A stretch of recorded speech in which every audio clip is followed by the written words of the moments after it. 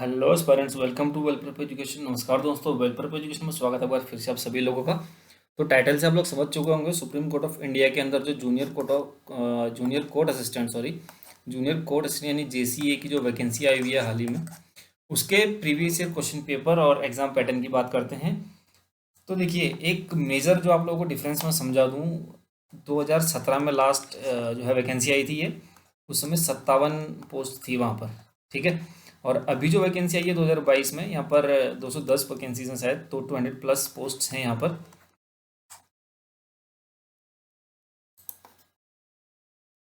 सबसे बड़ा major difference यही है, वैकेंसीज का डिफरेंस है।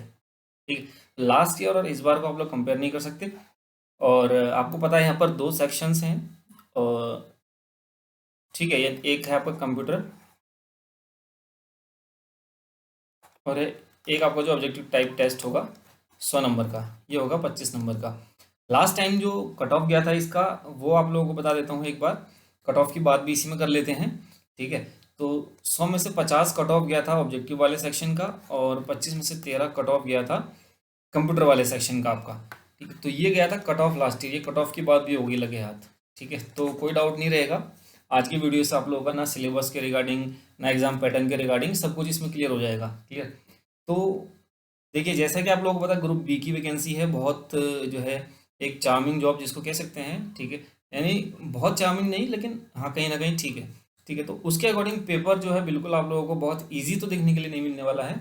पेपर डिफिकल्ट होगा, ऑब्वियसली पेपर डिफिकल्ट होगा, लेकिन बहुत ज़्यादा डिफिकल्ट भी नहीं है। लास्ट टाइम वैकेंसीज कम थी, इसलिए कट ऑफ जो है इतना ज़्यादा देखने को मिला था। अगर इस बार अगर वही लेवल रहता है एग्ज़ाम का, तो ऑब्वियसली वैकेंसीज बड़ी हैं, तो माइट भी ऊपर नीचे कट ऑफ थोड़ा हो सकता है।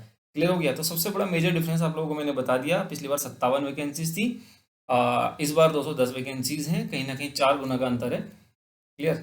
अब बात कर लेते हैं एक बार एग्जाम पैटर्न जो पिछली बार फॉलो किया था, उसी को बेस मानकर चल रहे हैं कि क्या क्या पूछा गया था पिछली बार। ठीक है, उसको बेस मानकर चल रहे हैं। तो सबसे पहले बात कर लेते हैं इंग्लिश सेक्शन की। तो इंग्लिश सेक्शन के अंदर आप लोगों का कॉम्प्रिहेंशन से जो है 10 क्वेश्चन आए थे। कॉम्प्रिहेंशन जो है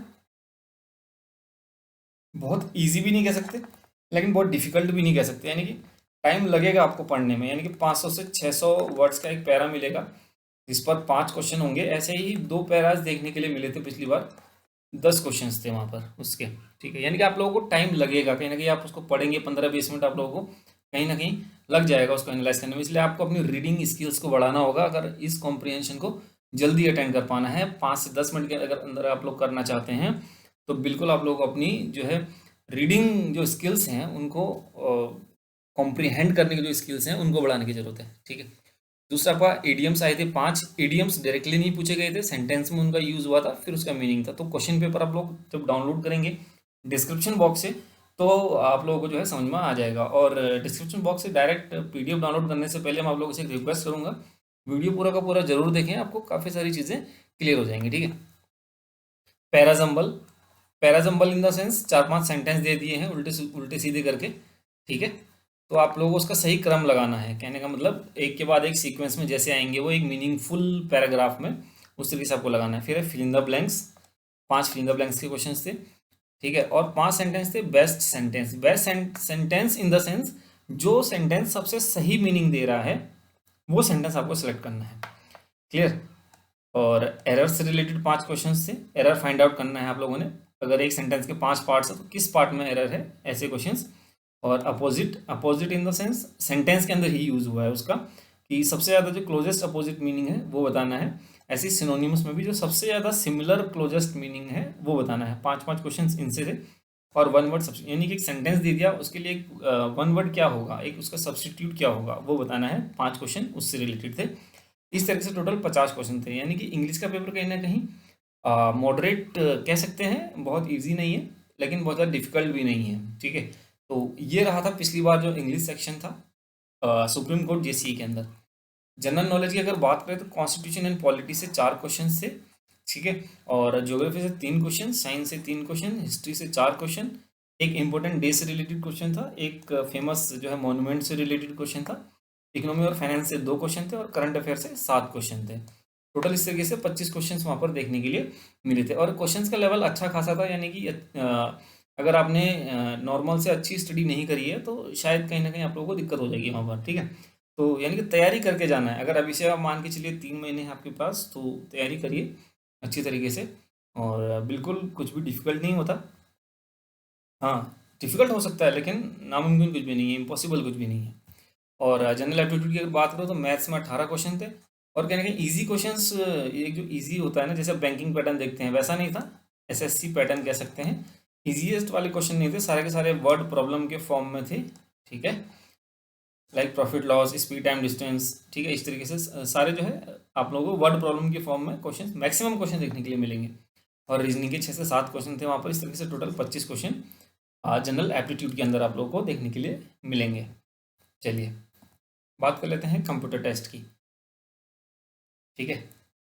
तो यहाँ पर अभी ये 100 क्वेश्चन, ये वाला सेक्शन क्लियर हो गया। 50, 25 और 25, 100 क्वेश्चन इस तरीके से। और कंप्यूटर टेस्ट की अगर बात करें, एक चीज़ आप लोगों को ध्यान रखना है, वर्ड, एक्सेल और पावर पॉइंट, ये अच्छी तरीके से पढ़कर जाना है।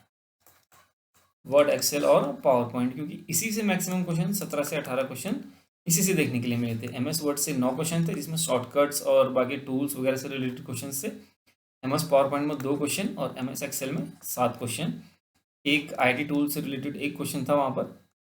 और बाकी इंटरनेट, नेटवर्किंग, वायरसेस एक्सेट्रा, इनसे रिलेटेड 6 क्वेश्चन वहाँ पर थे। टोटल इस तरीके से 25 क्वेश्चन थे इस एग्ज़ाम के अंदर, ठीक है, जो 2017 में हुआ था। तो ये एक एनालिसिस मैंने आप लोगों को दिया 2017 का, स्क्रीनशॉट आप लोग ने ले लिया होगा, ठीक है। तो ये पैटर्न था।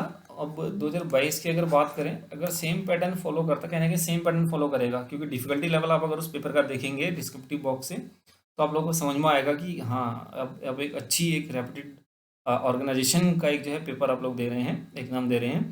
तो बिल्कुल आप पूरा का पूरा पेपर एक बार लगाएं। उसमें जो आंसर्स ठीक है वो मत करिएगा, उनको सही मान के नहीं चलना है, ठीक है। माइट भी सही हो सकते हैं, माइट भी नहीं भी हो सकते हैं, क्लियर। तो आप लोग वहाँ से डिस्क्रिप्शन बॉक्स से डाउनलोड करें पीडीएफ, ठीक है। 2017 वाला पीडीएफ है वो, जो 2017 में एग्ज़ाम हुआ था 17 सितंबर 2017 को। और बाकी और कोई डाउट होगा प्लीज़ कमेंट सेक्शन में कमेंट करके पूछ सकते हैं। कट ऑफ भी डिस्कस कर लिया यहाँ पर, सिलेबस भी डिस्कस कर लिया, और प्रीवियस ईयर पेपर भी डिस्कस कर लिया, ठीक है। अगर कोई क्वेश्चन में आप लोगों को डाउट होता है प्लीज़ कमेंट सेक्शन में कमेंट कर सकते हैं। सो इस वैकेंसी के लिए all the best guys, bye bye, take care.